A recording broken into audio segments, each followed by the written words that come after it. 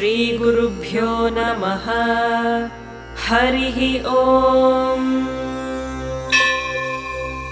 शुक्लाम्बरधरं विष्णुं शशिवर्णं चतुर्भुजं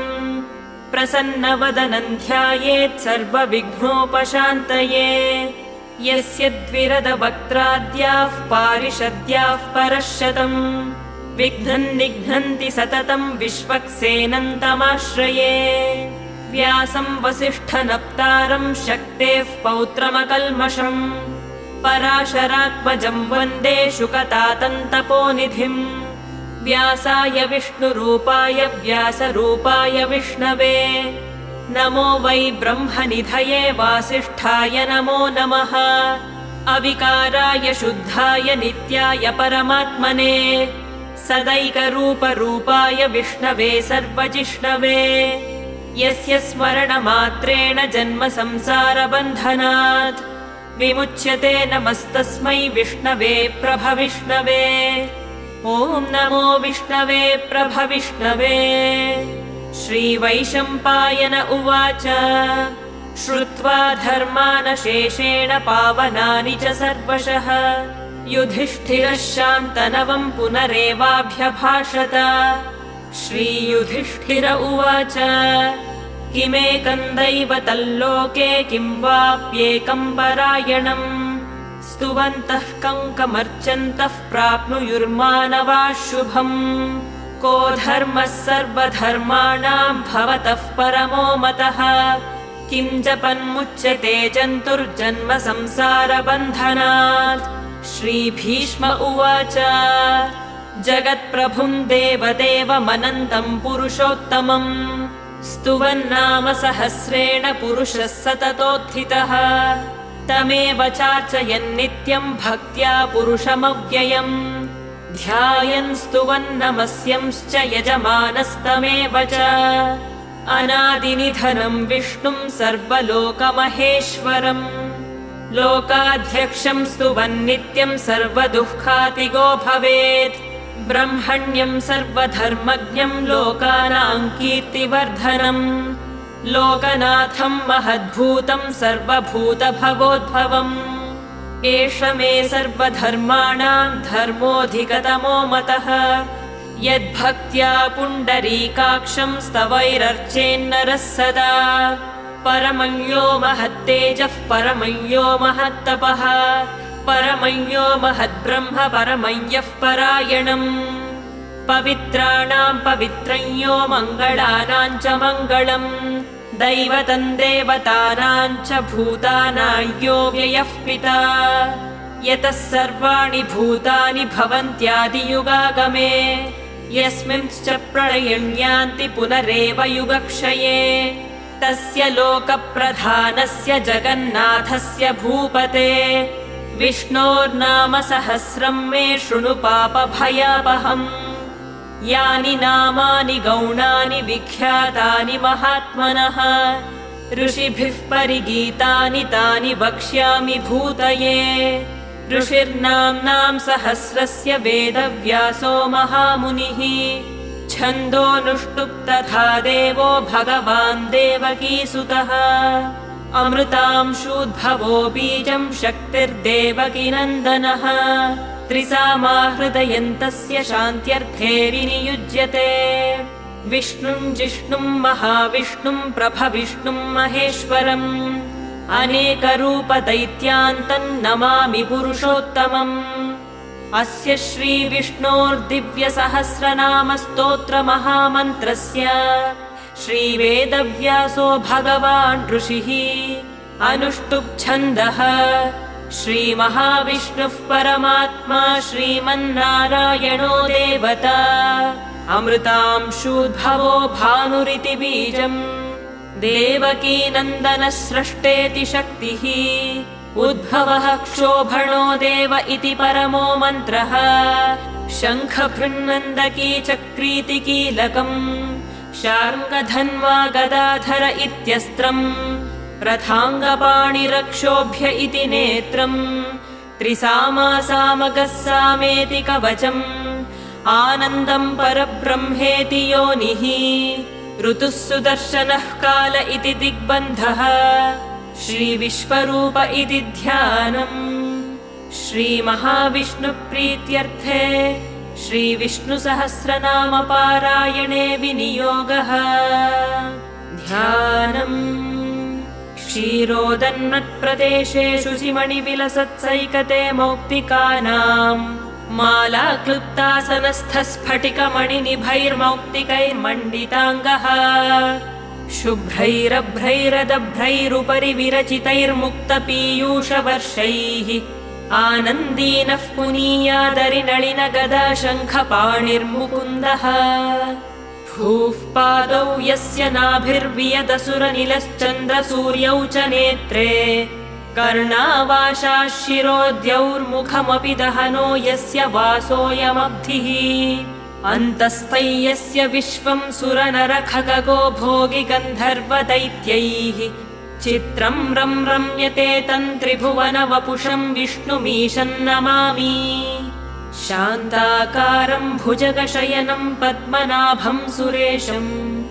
विश्वाधारं गगनसदृशं मेघवर्णं शुभाङ्गम् लक्ष्मीकान्तं कमलनयनं योगिहृद्यानगम्यम् वन्दे विष्णुं भवभयहरं सर्वलोकैकनाथम् मेघश्यामं पीतकौशेयवासं श्रीवत्साङ्कं कौस्तुभोद्भासिताङ्गम् पुण्योपेतं पुण्डरीकायताक्षं विष्णुं वन्दे सर्वलोकैकनाथम् नमः समस्तभूतानामादिभूताय भूभृते अनेकरूपरूपाय विष्णवे प्रभविष्णवे सशङ्खचक्रं सकिरीटकुण्डलं सपीतवस्त्रं सरसीरुहेक्षणम् सहारवक्षस्थलशोभिकौस्तुभं नमामि विष्णुं शिरसा चतुर्भुजम् छायायां पारिजातस्य हेमसिंहासनोपरि आसीनमम्बुदश्याममायताक्षमलङ्कृतम् चन्द्राननं चतुर्बाहुं श्रीवत्साङ्कितवक्षसम् रुक्मिणी सत्यभामाभ्यां सहितं कृष्णमाश्रये ॐ नमो भगवते वासुदेवाय ॐ विश्वस्मै नमः ॐ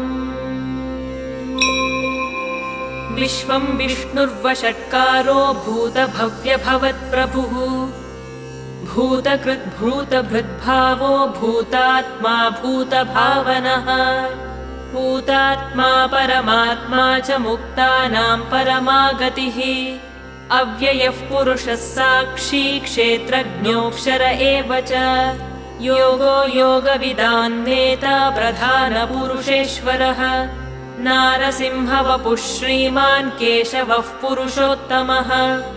सर्वः शर्वः शिवस्थाणुर्भूतादिर्निधिरव्ययः सम्भवो भावनो भर्ता प्रभवः प्रभुरीश्वरः स्वयंभूः शम्भुरादित्यः पुष्कराक्षो महास्वनः अनादिनिधनो धाता विधाता धातुरुत्तमः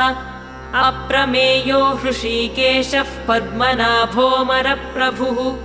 विश्वकर्मा मनुस्त्वष्टा स्थविष्ठस्थविरो ध्रुवः अग्राह्यः शाश्वतः कृष्णो लोहिताक्षः प्रदर्दनः प्रभूतस्त्रिककुब्धाम पवित्रं मङ्गलं परम् ईशानः प्राणदः प्राणो ज्येष्ठः श्रेष्ठः प्रजापतिः हिरण्यगर्भो भूगर्भो माधवो मधुसूदनः ईश्वरो विक्रमी धन्वी मेधावी विक्रमः क्रमः अनुत्तमो दुराधर्षः कृतज्ञः कृतिरात्मवान् सुरेशः शरणं शर्म विश्वरेताः प्रजाभवः अहः संवत्सरो व्यालः प्रत्ययः सर्वदर्शनः अजः सर्वेश्वरः सिद्धः सिद्धिः सर्वादिरच्युतः वृषाकपिरमेयात्मा सर्वयोगविनिःसृतः वसुर्वसुमनाः सत्यः समात्मा संमितः समः अमोघः पुण्डरीकाक्षो वृषकर्मा वृषाकृतिः रुद्रो बहुशिरा बभ्रुर्विश्वयोनिः शुचिश्रवाः अमृतः शाश्वतस्थाणुर्वरारोहो महातपाः सर्वगः सर्वविद्भानुर्विश्वक्सेनो जनार्दनः वेदो वेदविदव्यङ्गो वेदाङ्गो वेदवित्कविः लोकाध्यक्षः सुराध्यक्षो धर्माध्यक्षः कृताकृतः चतुरात्मा चतुर्व्यूहश्चतुर्दंष्ट्रश्चतुर्भुजः भ्राजिष्णुर्भोजनं भोक्ता सहिष्णुर्जगदादिजः अनघो विजयो जेता विश्वयोनिः पुनर्वसुः उपेन्द्रो वामनः प्रांशुरमोघः शुचिरूर्जितः अतीन्द्रः सङ्ग्रहः सर्गो धृतात्मा नियमो यमः वेद्यो वैद्यः सदा योगी वीरः माधवो मधुः अतीन्द्रियो महामायो महोत्साहो महाबलः महाबुद्धिर्महावीर्यो महाशक्तिर्महाद्युतिः अनिर्देश्य वपुः श्रीमान् अमेयात्मा महादृधृक् महेश्वासो महीभर्ता श्रीनिवासः सताङ्गतिः अनिरुद्धः सुरानन्दो गोविन्दो गोविदाम्पतिः मरीचिर्दमनो हंसः सुपर्णो भुजगोत्तमः हिरण्यनाभः सुतपाः पद्मनाभः प्रजापतिः अमृत्युः सर्वदृक्सिंहः सन्धाता सन्धिमान् स्थिरः अजो दुर्मर्षणः शास्ता विश्रुतात्मा सुरारिः गुरुर्गुरुतमो धाम सत्यः सत्यपराक्रमः निमिषो निमिषः सर्ग्वी वाचस्पतिरुदारधीः अग्रणीर्ग्रामणी श्रीमान् न्यायो नेता समीरणः सहस्रमूर्धा विश्वात्मा सहस्राक्षः सहस्रपात् आवर्तनो निवृत्तात्मा संवृतः सम्प्रवर्तनः अहः संवर्तको वह्निरनिलो धरणीधरः सुप्रसादः प्रसन्नात्मा विश्वदृग्विश्वभुग्विभुः सत्कर्ता सत्कृतः साधुर्जह्नुर्नारायणो नरः असङ्ख्येयो प्रमेयात्मा विशिष्टः शिष्टकृच्छुचिः सिद्धार्थः सिद्धसङ्कल्पः सिद्धिदः सिद्धिसाधनः वृषाही वृषभो विष्णुर्वृषपर्वा वृषोदरः वर्धनो वर्धमानश्च विविक्तः श्रुतिसागरः सुभुजो दुर्धरो वाग्मी महेन्द्रो वसुदो वसुः नैकरूपो बृहद्रूपः शिपिविष्टः प्रकाशनः ओजस्तेजोद्युतिधरः प्रकाशात्मा प्रतापनः रुद्धः स्पष्टाक्षरो मन्त्रश्चन्द्रांशुर्भास्करद्युतिः अमृतांशूद्भवो भानुः शशबिन्दुः सुरेश्वरः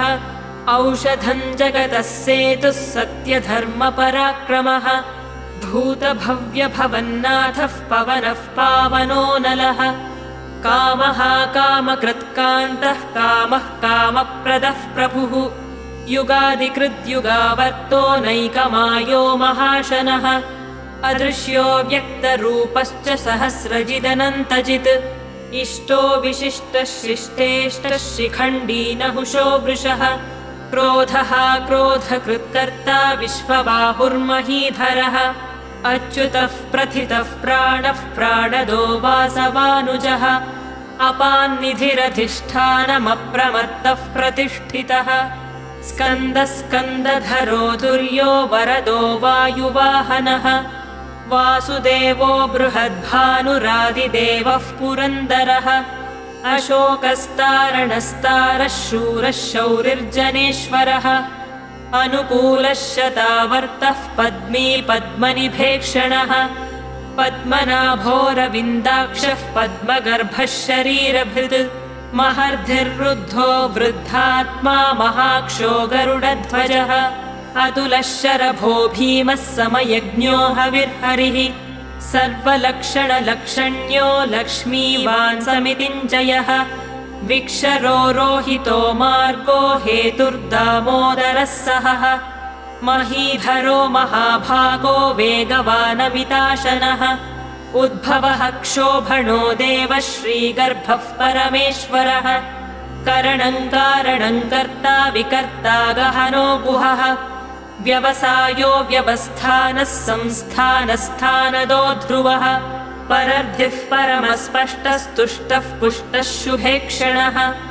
रामो विरामो विरतो मार्गो नेयो नयोनयः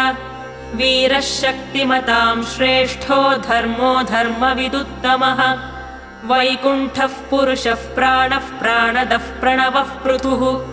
हिरण्यगर्भः शत्रुघ्नो व्याप्तो वायुरधोक्षजः ऋतुः सुदर्शनः कालः परमेष्ठी परिग्रहः उग्रः संवत्सरो दक्षो विश्रामो विश्वदक्षिणः विस्तारस्थावरस्थाणुः प्रमाणं बीजमव्ययम् अर्थोऽनर्थो महाकोशो महाभोगो महाधनः अनिर्विण्णस्थविष्ठो भूर्धर्मयूपो महामखः नक्षत्रनेमिर्नक्षत्री क्षमः क्षामः समीहनः यज्ञयुज्यो महेज्यश्च क्रतुः सत्रं सताङ्गतिः सर्वदर्शी विमुक्तात्मा सर्वज्ञो ज्ञानमुत्तमम् सुव्रतः सुमुखः सूक्ष्मः सुघोषः सुखदः सुहृत् मनोहरोजितक्रोधो वीरबाहुर्विदारणः स्वापनः स्ववशो व्यापी नैकात्मानैककर्मकृत् वत्सरो वत्सलो वत्सी रत्नगर्भो धनेश्वरः धर्मगुग्धर्मकृद्धर्मी सदसत्क्षरमक्षरम् अविज्ञाता सहस्रांशुर्विधाता कृतलक्षणः गभस्तिनेमिः सत्त्वस्थः सिंहो भूतमहेश्वरः आदिदेवो महादेवो देवेशो देवभृद्गुरुः उत्तरो गोपतिर्गोप्ता ज्ञानगम्यः पुरातनः शरीरभूतभृद्भोक्ता कपीन्द्रो भूरि दक्षिणः सोमपोऽमृतपः सोमः पुरुजित्पुरुसत्तमः विनयो जयः सत्यसन्धो दाशार्हः सात्वतां पतिः जीवो विनयिता साक्षी मुकुन्दोमितविक्रमः अम्भोनिधिरनन्तात्मा महोदधिशयोऽन्तकः अजो महार्हः स्वाभाव्यो जितामित्रः प्रमोदनः आनन्दो नन्दनो नन्दः सत्यधर्मा त्रिविक्रमः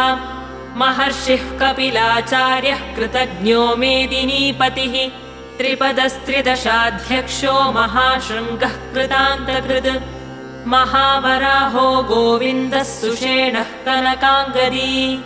गुह्यो गभीरो गहनो गुप्तश्चक्रगदाधरः वेधास्वाङ्गोजितः कृष्णो दृढः सङ्कर्षणोच्युतः वरुणो वारुणो वृक्षः पुष्कराक्षो महामनाः भगवान् भगहानन्दी वनमाली हलायुधः आदित्यो ज्योतिरादित्यः सहिष्णुर्गतिसत्तमः सुधन्वा खण्डपरशुर्दारुणो द्रविणप्रदः दिवस्पृक् सर्वदृग्व्यासो वाचस्पतिरयोनिजः त्रिसामासामकः सामनिर्वाणं भेषजम्भिषक्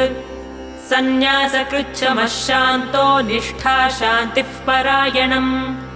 शुभाङ्गः शान्तिदः स्रष्टा कुमुदः कुवलेशयः गोहितो गोपतिर्गोप्ता वृषभाक्षो वृषप्रियः अनिवर्ती निवृत्तात्मा संक्षेप्ता क्षेमकृत् शिवः श्रीवत्सवक्षा श्रीवासः श्रीपतिः श्रीमताम्बरः श्रीदः श्रीशः श्रीनिवासः श्रीनिधिः श्रीविभावनः श्रीधरः श्रीकरः श्रेयः श्रीमान् लोकत्रयाश्रयः स्वक्षः स्वङ्गः शतानन्दो नन्दिर्ज्योतिर्गणेश्वरः विजितात्मा विधेयात्मा सत्कीर्तिश्छिन्न संशयः उदीर्णः सर्वतश्चक्षुरनीशः शाश्वतस्थिरः भूषयो भूषणो भूतिर्विशोकः शोकनाशनः अर्चिष्मानर्चितः कुम्भो विशुद्धात्मा विशोधनः अनिरुद्धो प्रतिरथः प्रद्युम्नोमितविक्रमः कालनेमिनिहावीरः शौरिः शूरजनेश्वरः त्रिलोकात्मा त्रिलोकेशः केशवः केशिहा हरिः कामदेवः कामपालः कामीकान्तः कृतागमः अनिर्देश्य वपुर्विष्णुर्वीरोऽनन्तो धनञ्जयः ब्रह्मण्यो ब्रह्मकृद्ब्रह्मा ब्रह्म ब्रह्मविवर्धनः ब्रह्मविद्ब्राह्मणो ब्रह्मी ब्रह्मज्ञो ब्राह्मणप्रियः महाक्रमो महाकर्मा महातेजा महोरगः महाक्रतुर्महायज्वा महायज्ञो महाहविः स्तव्यस्तवप्रियस्तोत्रम् स्तुतिस्तोतारणप्रियः पूर्णः पूरयिता पुण्यः पुण्यकीर्तिरनामयः मनोजवस्तीर्थकरो वसुरेता वसुप्रदः वसुप्रदो वासुदेवो वसुर्वसुमनाहविः सद्गतिः सत्कृतिः सत्ता सद्भूतिः सत्परायणः शूरसेनो यदुश्रेष्ठः सन्निवासः सुयामुनः भूतावासो वासुदेवः सर्वासु निलयो नलः दर्पः दर्पदो दृप्तो दुर्धरोऽथापराजितः विश्वमूर्तिर्महामूर्तिर्दीप्तमूर्तिरमूर्तिमान् अनेकमूर्तिरव्यक्तः शतमूर्तिः एकोनैकः स वः किञ्यत्तत्पदमनुत्तमम्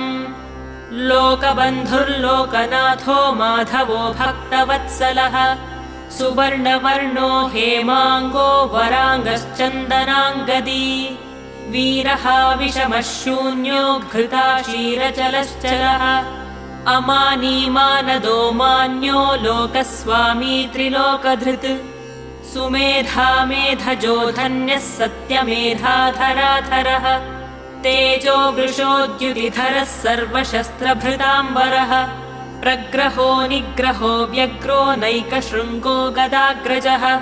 चतुर्मूर्तिश्चतुर्बाहुश्चतुर्व्यूहश्चतुर्गतिः चतुरात्मा चतुर्भावश्चतुर्वेदविदेकपाद्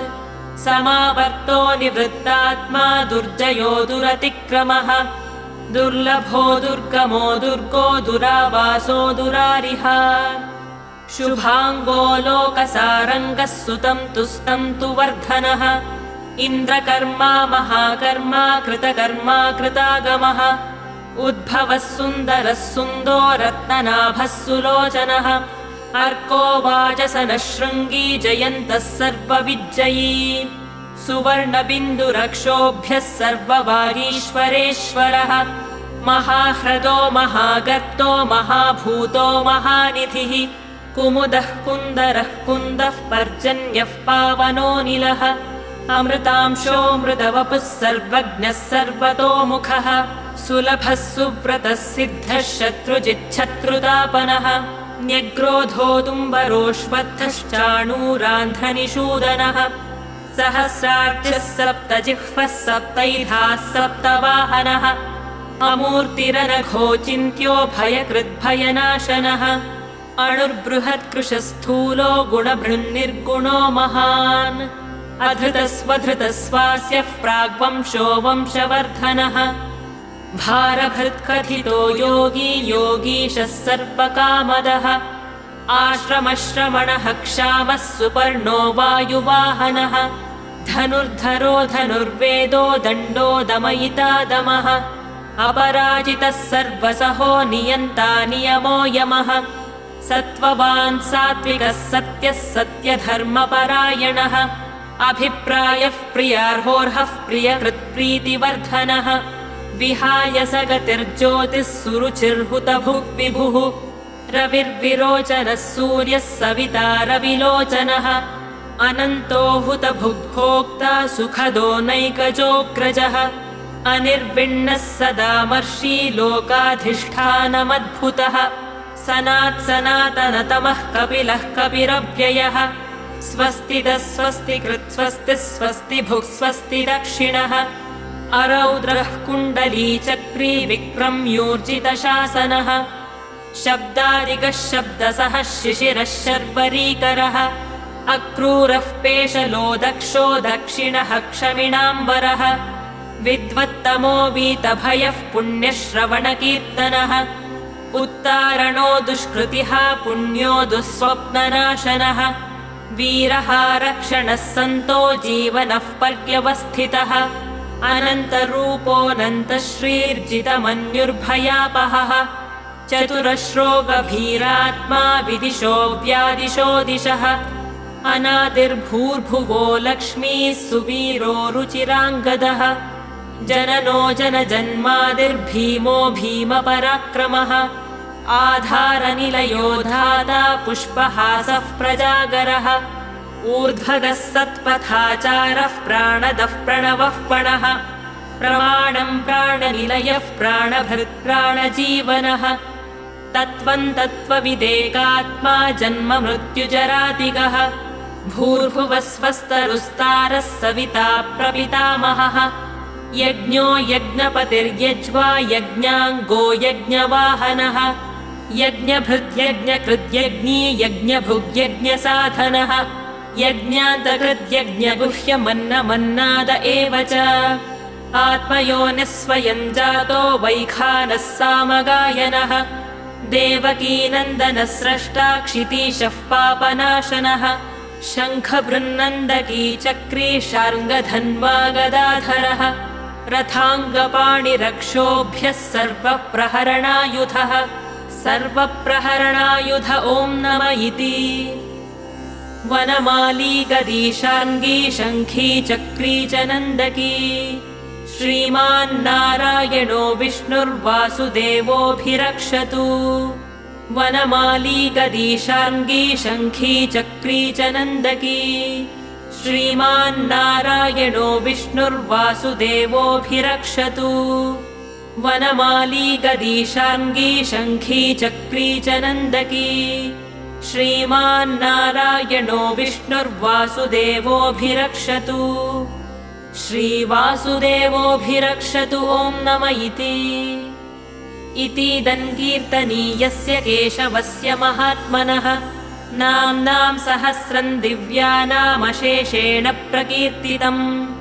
य इदं शृणुया नित्यं यश्चापि परिकीर्तयेत् नाशुभं प्राप्नुयात् किञ्चित् सोमुत्रेह च मानवः वेदान्तगो ब्राह्मणः स्यात् क्षत्रियो विजयी भवेत् वैश्यो धनसमृद्धः स्यात् शूद्रः सुखमवाप्नुयात् धर्मार्थी प्राप्नुयात् धर्ममर्थार्थी चार्थमाप्नुयात् कामानमाप्नुयात् कामी प्रजार्थी चाप्नुयात् प्रजाम् भक्तिमान्यः सदोत्थाय शुचिस्तद्गतमानसः सहस्रं वासुदेवस्य नाम्नामेतत् प्रकीर्तयेत् यशः प्राप्नोति विपुलं ज्ञातिप्राधान्यमेव च अचलां श्रियमाप्नोति श्रेयः प्राप्नोत्यनुत्तमम् न भयं क्वचिदाप्नोति वीर्यं तेजश्च विन्दति भवत्यरोगोद्युतिमान् बलरूपगुणान्वितः रोगार्तो मुच्यते रोगात् बद्धो मुच्येत बन्धनात् भयान्मुच्येत भीतस्तु मुच्येतापन्न आपदः दुर्गाण्यतितरत्याशु पुरुषः पुरुषोत्तमम् स्तुवन्नाम सहस्रेण नित्यं भक्तिसमन्वितः वासुदेवाश्रयो मर्त्यो वासुदेवपरायणः सर्वपापविशुद्धात्मा याति ब्रह्म सनातनम्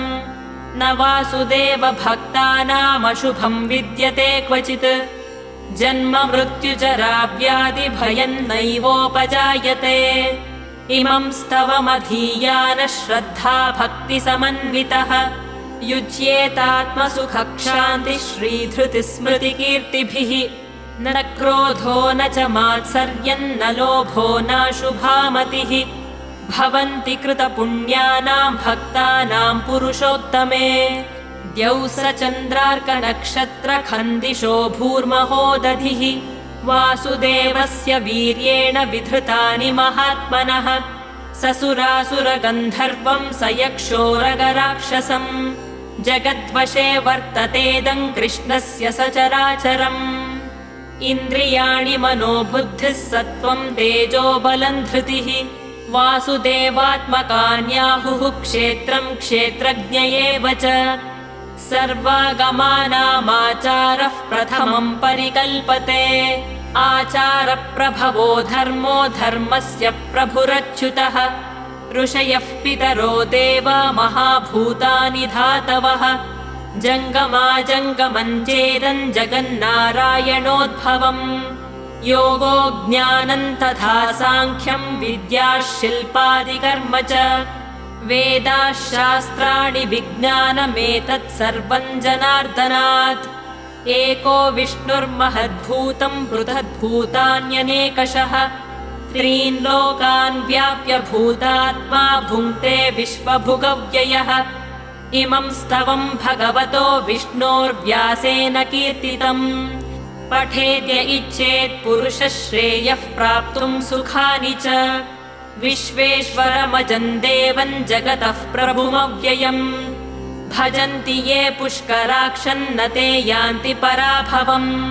न ते यान्ति पराभवम् ॐ नम इति अर्जुन उवाच पद्मपत्रविशालाक्ष पद्मनाभसुरोत्तम भक्तानामनुरक्तानां त्राता भव जनार्दन श्रीभगवानुवाच यो मां नाम सहस्रेण स्तोतुमिच्छति पाण्डव सोऽहमेकेन श्लोकेन स्तुत एव न संशयः स्तुत एव न संशय ॐ नम इति व्यास उवाच वासनाद्वासुदेवस्य वासितं भुवनत्रयम् सर्वभूतनिवासोऽसि वासुदेव नमोऽस्तु ते श्रीवासुदेव नमोऽस्तु ॐ नम इति पार्वत्युवाच केनोपायेन लघुना विष्णोर्नाम सहस्रकम् पठ्यते पण्डितैर्नित्यं श्रोतुमिच्छाम्यहं प्रभो ईश्वर उवाच श्रीराम राम रामेति रमे रामे मनोरमे सहस्रनाम तत्तुल्यं रामनाम वरानने श्रीराम राम रामेति रमे रामे मनोरमे सहस्रनाम तत्तुल्यं रामनाम वरानने श्रीराम राम रामेति रमे रामे मनोरमे सहस्रनाम तत्तुल्यं रामनाम वरानने श्रीरामनाम वरानन ॐ नम इति